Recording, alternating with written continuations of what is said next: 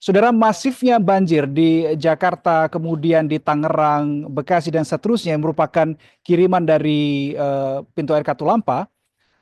Ini saya akan coba diskusikan dengan pengamat infrastruktur dan tata kota, Yayat Supriyat, yang telah tersambung lewat saluran Zoom. Pak Yayat, selamat pagi. Ya, selamat pagi.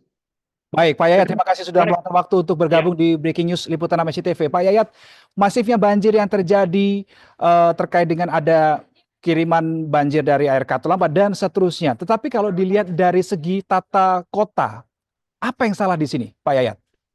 Ini adalah proses yang sudah lama terjadi. Kesalahannya sudah semakin parah. Pertama satu, kerusakan dari aspek tata ruang kita. Dari waktu ke waktu bisa dikatakan pengendalian tata ruang itu makin parah, khususnya pada wilayah hulu dari Das Ciliwung misalnya. Hampir sebagian besar areal sungai kita yang ada di wilayah hulu itu tata ruangnya betul-betul sudah sangat berubah. Daya dukung lingkungannya sudah terlampaui. Nah, kemarin misalnya contoh kasus yang kita lihat, tidak adanya integrasi pengendalian tata ruang antara wilayah hulu dan wilayah hilirnya. Pembangunan infrastrukturnya sudah banyak dilakukan, tapi pengendalian tata ruangnya tidak maksimal. Artinya misalnya contoh, dalam pengendalian sungai, sudah ada misalnya Waduk Sukamahi, Waduk Ciawi. Kemudian ada normalisasi yang belum selesai. Dari pendekatan infrastruktur, dia sudah digarap. Tapi yang paling parah adalah penyebabnya. Penyebabnya itu adalah pada tata ruang, pengendalian tata ruang. Contohnya bisa kita lihat bagaimana wilayah hulu dari Das Ciliwung seperti yang terjadi di wilayah Puncak dan sekitarnya itu sudah sulit dikendalikan karena semakin lama semakin banyak kerusakan.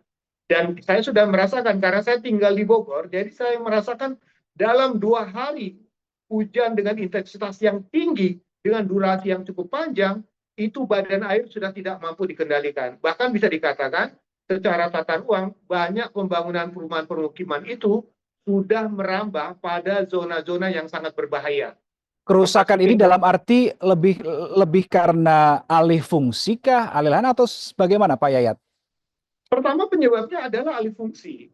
Dengan Hmm. semakin masifnya pembangunan perumahan dan permukiman, pembangunan di kawasan-kawasan destinasi pariwisata, kemudian juga dalam aspek pengembangan jaringan, mohon maaf, yang bermasalah di sini adalah secara alih fungsinya tinggi, tetapi pengendalian dari akibat alih fungsi berupa peningkatan curah hujan yang makin besar itu sangat rendah. Jadi ruangnya berubah, tapi struktur ruangnya untuk mendukung perubahan itu bisa dikatakan sangat lemah. Contohnya apa?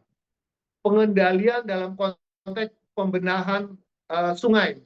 Kita kan belajar dari Belanda. Bagaimana Belanda ketika merubah Puncak menjadi kebun teh, dia membangun banjir Kanal Barat untuk mengantisipasi limpasan air yang besar. Nah, sekarang yang terjadi adalah ketika di beberapa daerah di wilayah dianggap kawasan lindung, hulu dari sungai ini yang dikatakan sebagai pengendali dari aspek airnya, masif sekali pembangunannya, tapi sekali lagi aspek untuk daya dukung atau pendekatan struktur pengendalian banjirnya sangat rendah. Jadi seakan-akan kita merasa kondisi ini hanya nyaman-nyaman saja. Tetapi ketika curah hujan meningkat, baru orang merasakan bahwa ada yang salah dalam konteks pengendalian ruangnya.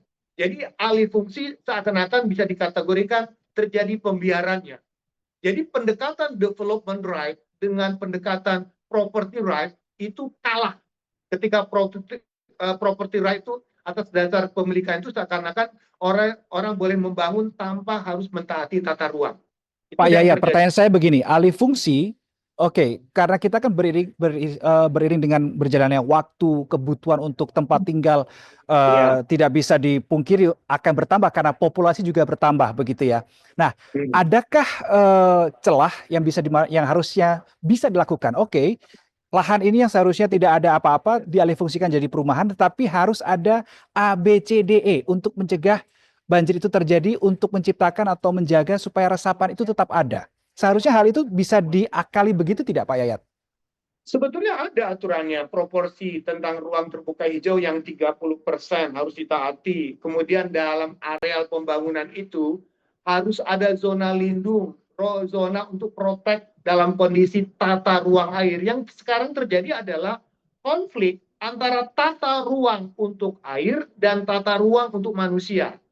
Jadi yang terjadi sekarang adalah tata ruang untuk manusia lebih mendominasi dengan mengabaikan tata ruang airnya. Contoh yang paling sederhana misalnya ya, harga tanah yang mahal untuk kebutuhan perumahan pembangunan itu, pengembang ataupun masyarakat memaksimalkan penggunaan tanahnya tanpa menyisakan sedikit pun untuk pengendalian ruangnya. Jadi bisa dikatakan tata ruang air itu tidak dianggap penting di kita. Jadi seakan-akan kita menganggap bahwa kebutuhan manusia untuk tempat tinggal, bisnis, ataupun ruang usaha atau ruang destinasi wisata itu lebih dipentingkan daripada aspek tata ruang airnya. Pertanyaannya, kalau tata ruang untuk manusia saja tidak bisa dikendalikan, siapa yang menjaga pengendalian untuk tata ruang airnya? Jadi yang terjadi memang konflik antara ruang untuk manusia dan ruang untuk airnya. Jadi yang menjadi masalah sekarang adalah tidak ada yang tegas untuk memantau, menindak setiap ada penghilangan ruang air. Contohnya misalnya, banyak situ yang diuruk untuk pembangunan perumahan, banyak tepian sungai yang diuruk untuk jadikan perumahan. Dan itu terus terang saja masif terjadi di mana-mana. Oke, Pak Yayat, tadi saya juga melihat laporan dari rekan kami, Agi Kurniasandi di Kebonpala, dan di Ya. situ sangat miris ketika pintu belakang warga dibuka, itu langsung arus sungai begitu deras itu berhadapan dengan Ya. reporter kami. Nah, tata ruang seperti inikah yang seharusnya dievaluasi, tidak hanya terkait dengan penciptaan perumahan, tempat wisata, bahkan untuk Bangli-Bangli ya, saya bisa katakan ini Bangli. Ya, Bagaimana Pak Yayat? harusnya pengaturan rumah yang di bantaran sungai atau daerah aliran sungai mengacu kepada PP sungai. Kalau misalnya sungai itu bertanggul, ada tanggulnya ya, itu jaraknya harus 3 meter bebas dari bangunan-bangunan. Tapi kalau dia ada tidak tanggul, itu bisa lebih dari 15 meter. Tapi siapa yang bisa mengendalikannya? Jadi kesalahan terbesar adalah aturan yang ideal dalam prakteknya bertentangan dengan kebutuhan masyarakat akan perumahan dan kebutuhan lainnya. Contoh paling masif, semakin masifnya pembangunan perumahan di bantaran sungai. Karena apa? Ketika di perkotaan itu orang butuh tempat tinggal, butuh tanah untuk tempat tinggal, yang menjadi pertanyaan di mana tanah yang paling murah, yang paling mudah, tepi sungai. Nah, yang menjadi masalah lagi adalah ketika sungai itu menjadi tampak belakang, bukan tampak muka. Jadi semua urusan belakang itu hancur, nggak ada masalah. Asal depannya dia aman. Dan yang paling penting adalah kita tidak punya kemampuan mengendalikan kiri kanan sungai itu karena tidak memiliki jalan inspeksi. Jadi yang terjadi sekarang adalah perambahan, pertumbuhan perumahan pemukiman yang semakin masif, yang semakin dekat dengan ruang air. Dan yang menjadi masalah lagi adalah hampir sebagian sungai-sungai kita dalam 5 tahun terakhir ini jarang dilakukan normalisasi. Jarang dilakukan upaya membuat tanggul atau pengamanan dalam konteks melindungi yang di kiri kanannya. Contoh, mohon maaf, kasus di Bekasi sekarang ini, banyak perumahan di kiri kanan sungai itu tidak ada tanggul, yang ada tembok. Jadi bisa kebayang kapasitas tembok yang dibuat dalam mengamankan lingkungan dengan kapasitas kalau dibuat tanggul yang sudah memperhitungkan berapa potensi luapan air sungai yang akan terjadi di dalamnya. Oke, baik. Jadi ketika ini sudah terlanjur terjadi, tata ruang yang sudah mungkin bisa dikatakan berantakan begitu ya, sehingga Ya, dampak alam pun juga tidak bisa dihindari. Apa ya, yang sebaiknya ke depan? Kita kan tadi kan berbicara sekarang dan ke belakang. Oke, kita ya. bicara sekarang dan ke depan. Apa yang seharusnya dilakukan oleh pemerintah terkait dengan tata ruang kota Pertama, ini? pertama memang harus ada keberanian untuk melakukan tindakan. Pertama satu, wilayah mana yang paling sensitif atau paling rentan terkait dengan kebencanaan. Contohnya, pengamanan di wilayah kiri kanan sungai. Misalnya contoh, di Jakarta itu ada upaya normalisasi. Tetapi pertanyaannya, Normalisasi ini terhambat dengan persoalan relokasi. Jadi itu masalah utama. Ketika mengamankan daerah punya tingkat risiko tertinggi itu, masalah terbesar adalah warga enggan untuk pindah. Nah, pertanyaannya, jika ada upaya relokasi warga ke tempat yang lebih aman, maka kebijakannya bukan hanya pada kebijakan teknisnya, tapi bagaimana pendekatan sosialnya. Ketika mereka pindah, mereka merasa lebih baik masa depannya. Yang menjadi mereka membuat andilau antara dilema dan kegalauan adalah apakah kalau saya dipindahkan lebih sejahtera akan lebih baik? Nah, itu satu. Pengamanan di sepanjang koridor mitigasi bencana terbesar. Kedua, wilayah hulu.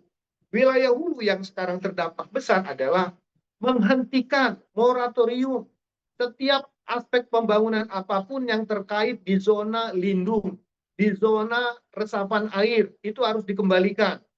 Tindak bangunan-bangunan yang tidak memiliki IMB, ya kan? Kedua, relokasi pada wilayah yang paling rentan. Tetapi sekali lagi pendekatannya itu harus mendepankan pendekatan yang lebih humanis. Selama ini setiap upaya melakukan pencegahan dan pengendalian bagi yang terdampak itu memang harus dilakukan lebih banyak dengan masalah konfliknya. Ketika aset hilang, kemudian mereka dipindahkan. Itu upaya yang pertama dengan cara memetakan wilayah mana yang diprioritaskan terlebih dahulu.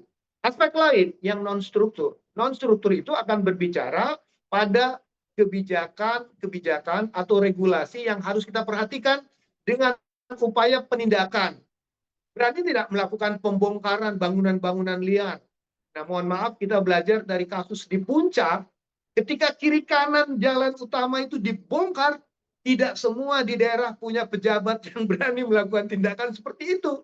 Jadi kita juga mencegah bangunan-bangunan yang punya potensi kemungkinan terkena bencana bisa nggak dipindahkan, bisa nggak dibongkar. Itu masalah utama. Jadi ada aspek fisiknya, yang kedua pada aspek sosialnya. Selama ini yang menjadi korban karena tidak menyadari bahwa mereka tinggal pada daerah-daerah atau zona yang bisa dikategorikan sangat besar terkena potensi bencana. Yang ketiga, harus ada koordinasi yang bersinergi nih. Karena tidak mungkin diserahkan masalah banjir yang terjadi di Puncak hanya ke Kabupaten Bogor. Kapasitasnya terbatas, anggarannya terbatas, aparatnya terbatas. Kalau tidak ada satu badan, apakah nanti mau dibentuk optimalisasi dari Dewan Aglomerasi yang khusus menangani persoalan kebencanaan, ini sulit dilakukan karena kemampuan secara kelembagaan dan keuangan dari masing-masing daerah itu berbeda satu dengan lainnya.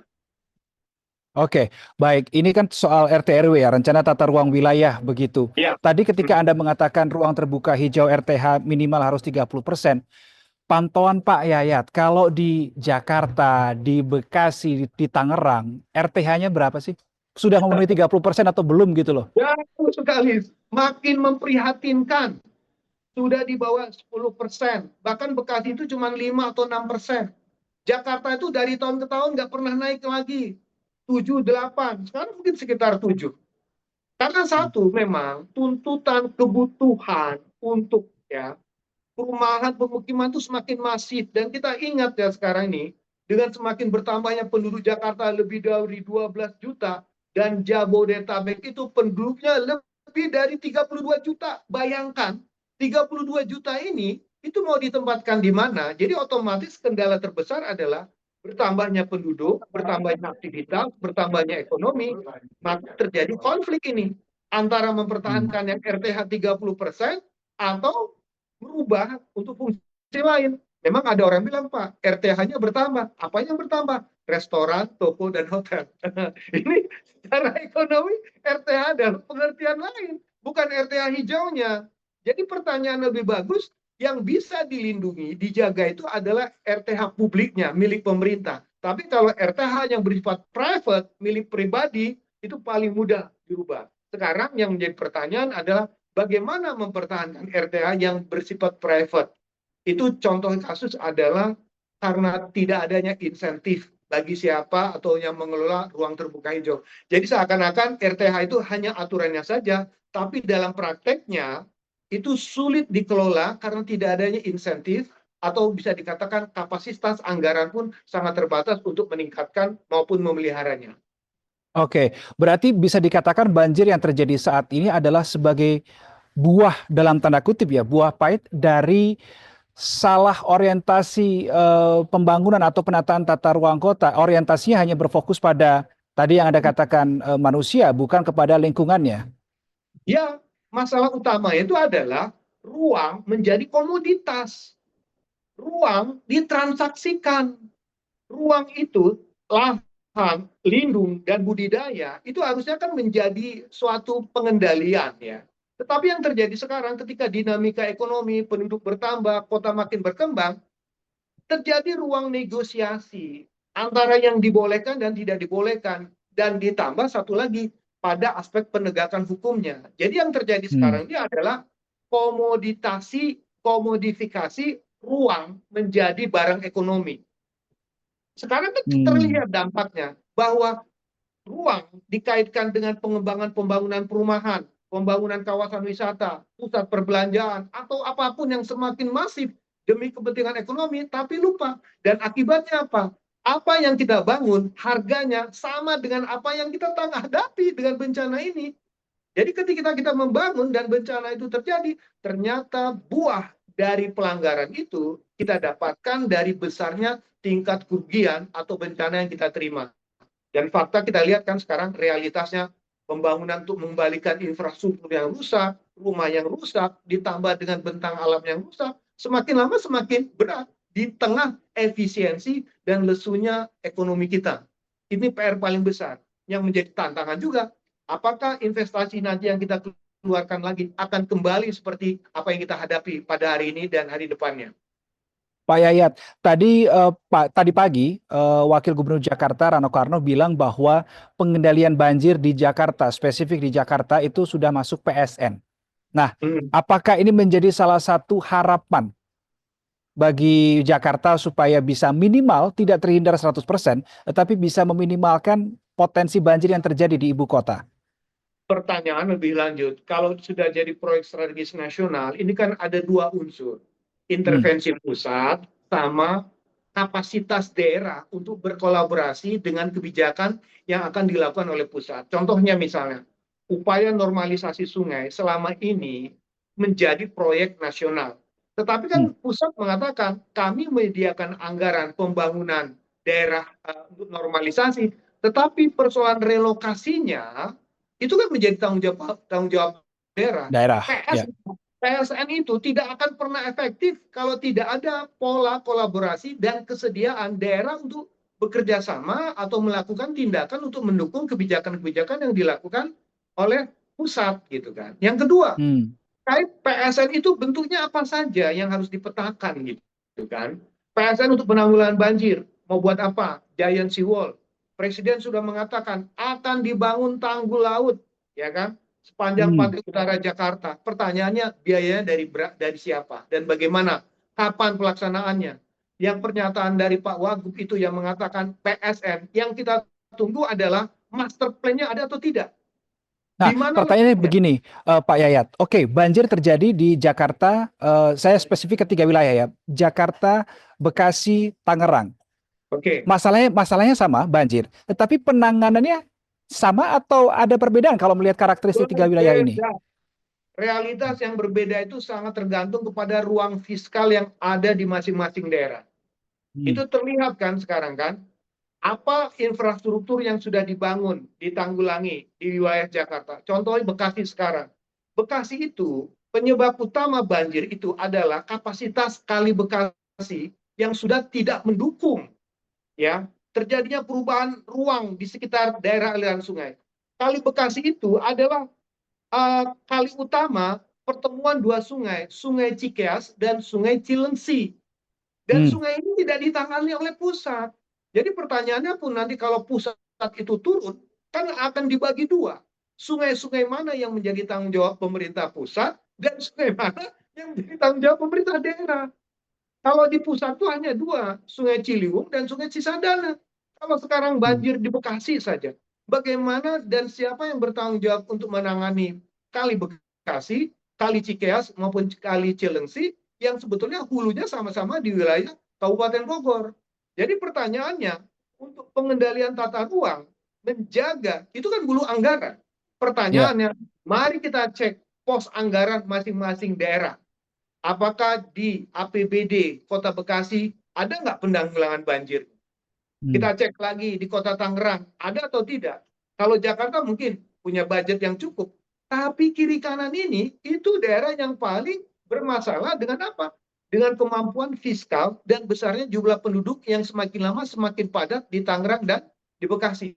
Sekarang yang menarik adalah hampir sebagian besar mereka yang bekerja di Jakarta tapi bertempat tinggal di Bekasi dan Ya. di Depok dan sekitarnya, itu Hmm. perumahannya makin masif.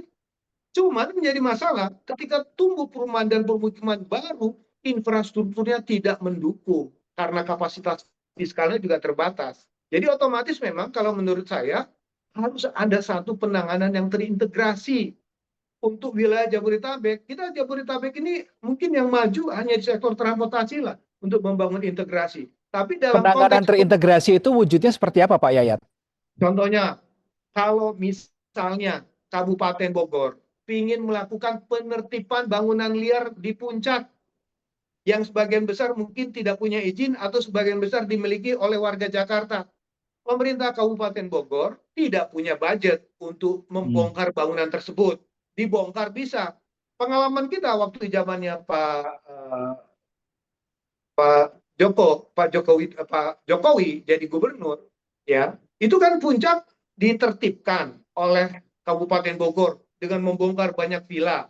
Tetapi sesudah Hmm. dibongkar, tidak ada program lebih lanjut untuk menghijaukan karena sebagian tanah itu milik PT Perhutani, tanah itu milik pribadi. Jadi ketika sudah ditertibkan, tidak ada anggaran untuk program penghijauannya. Jadi ibaratnya ya sudah Hmm. dibongkar, tidak ada upaya untuk menghijaukannya. Nah, jadi pertanyaannya masih sebatas penertiban, tapi belum masuk pada upaya pemulihan. Misalnya itu di hulunya ya kan, di Kabupaten Hmm. Bogor. Maka saya bilang pola pendekatan yang terintegrasi jika misalnya Pemprov Jakarta juga berkontribusi untuk menjaga, mempertahankan wilayah yang ada di sekitar hulu dari Sungai Ciliwung. Jadi ibaratnya konsepnya daerah penerima manfaat harus memberikan manfaat kepada daerah yang memberikan manfaatnya.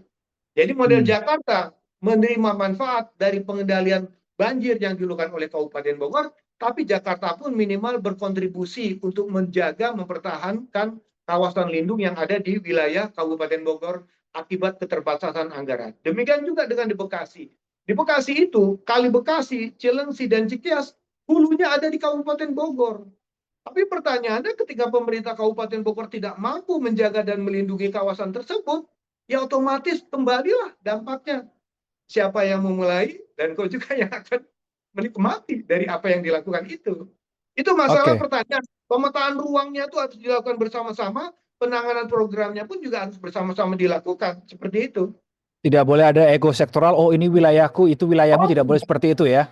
nah, karena dalam konteks penanganan wilayah DAS misalnya, tidak ada namanya ini sungai di bawah kekuasaan atau di bawah otoritasi dari Kabupaten Bogor. Tidak ada. Tidak ada Hmm. sungai Bogor, tidak ada sungai Depok, tidak ada sungai Jakarta. Itu lebih banyak kepada konteks fungsionalnya. Bahwa tidak ada Oke. sungai berbasis kepada wilayah administratif.